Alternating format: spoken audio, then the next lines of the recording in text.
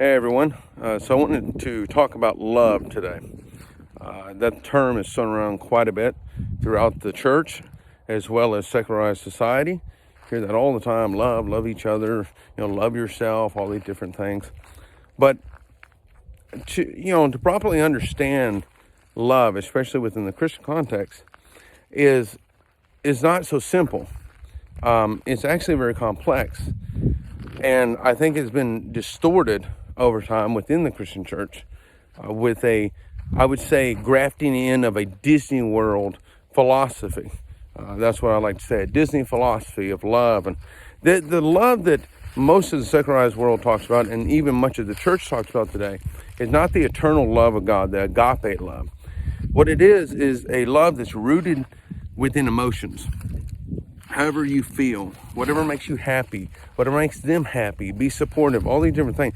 Even if it's wrong, it doesn't matter. That's the true act of love, is to love and accept all things. But like I said, that is not the Christian idea of love. The Christian idea of love is much different, and it's much more complex. It's not rooted within emotion. It is very stable, and it's an eternal, stable state. It's also dual-natured. God is dual-natured, and God is love. Therefore, love is dual-natured. And what I mean by that is that it has a chaos order paradigm to it. It's both compassionate as well as judgmental at the same time. So, God himself, or Christ, rather, is depicted as gentle as a lamb, the compassionate element. He's full of joy and goodness. But at the same time, he's also the divine warrior that comes back to judge the world. And he's also the one that ultimately helps prune away what needs to be gone in our life in order to produce more fruit for him. And what has happened over time in our modern culture is, as I said, we have allowed Disney World to influence the church, I would say. And then at the same time, we have gotten this idea in our head that there's no such thing as judgment, that we should not judge ever. And of course, you see that on the Sermon on the Mount. But what people don't understand is they take that sometimes out of context. If you go to the book of John, Christ talks about the same thing. He says, do not judge according to outward appearance, but judge with righteous judgment. So what that is that of implying a spiritual discernment. We have to be able to discern what is good and acceptable to the Lord, what God wants for our life, to be able to discern the direction of the Spirit. And that, of course, is by prayer, and it's also by studying the Word and coming to understand these things, and also by dialoguing with one another. But there has to be some sense of judgment. We have to be able to judge ourselves, to be able to go, well, you know what, I don't think that is good for my life. And that's by study and application of the Word, and by sensitivity to the Spirit working in our life. But it also applies to each other, because we're supposed to help build each other up in the faith. We're supposed to be there to encourage each other and to help each other. Well, helping sometimes is not happy. It's not joyous necessarily. The ultimate end is joyous. But at first, during the time of help, it's actually very painful. When we see a brother or sister struggling with a certain sin, we should be able to discern that is unacceptable to the Lord. And I want to go and help them and encourage them and be there for them and pray for them in gentleness, love, and compassion. Now, churches can go either way on radical ends here. Churches have a lot of churches have become way too compassionate, and all they do is focus on that emotional type of love, and anything and all things go. It's solely grace. And then you have some churches that have gone to the extremes with the judgmental part of love. They end up, yelling at you, doing all kinds of wild, unnecessary things to people that are more damaging than they are anything else. We should be coming to each other in gentleness and kindness, but to point out our flaws. It's not to belittle each other. It's to help each other.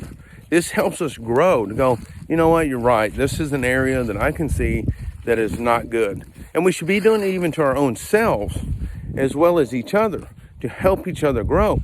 Going back to the duality of love, it has that compassionate and the judgmental character to it, element to it, rather. And that as parents, we do the same thing.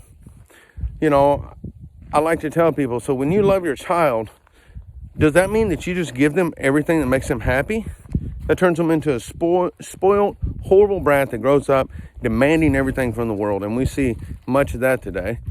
And it's interesting because if you actually look at the psychological literature on this, the best parenting styles is not one that's too strict and not one that's too lenient. It's actually right in the middle. And that is the idea of love portrayed in Christianity. And that is what the Father's portrayed as. He is there to help us. He's gracious. He's like, I accept you as you are. Come here. And we accept him into our life. And then he begins to work out the kinks. He begins to transform us, make us a new creation in him to be able to produce more fruit.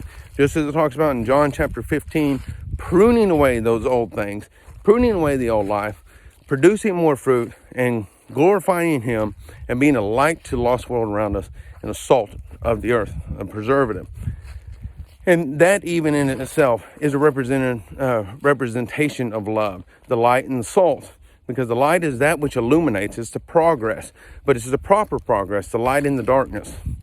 And also, salt itself is preservative. That's the more ordered part of the nature of love. It's that which preserves and holds on what is necessary. So even with us, as we transform, it's not that God rids us of everything, but he holds on to certain things that are good, and then he prunes away those which are not necessary in our life anymore. Love is dual natured. The agape love of God is dual natured. It is not the Disney World type of love that we see today, where everybody should just love and accept each other and it's about being happy. That is a horrible idea, and I believe it is a tactic of the devil that has seeped within the church. It has nothing to do with the Christian concept of love. As I said, love is dual-natured. It's both compassionate and judgmental. Going back to the parenting idea, when you discipline, I like to ask parents this, so whenever you discipline your child, are you doing it because you hate them? You do it because you love them. God does the same thing to us, and we should be doing it to a certain respect to each other in the Christian church, to build each other up. That is truly helping and doing good to each other. That's the duality of love. That's the duality of goodness. It's being compassionate while at the same time encouraging each other to change and to transform more and more into the image of Christ and to become the best that you can be for Christ and produce the most fruit. So I hope this helps. Hope you have a wonderful day. God bless.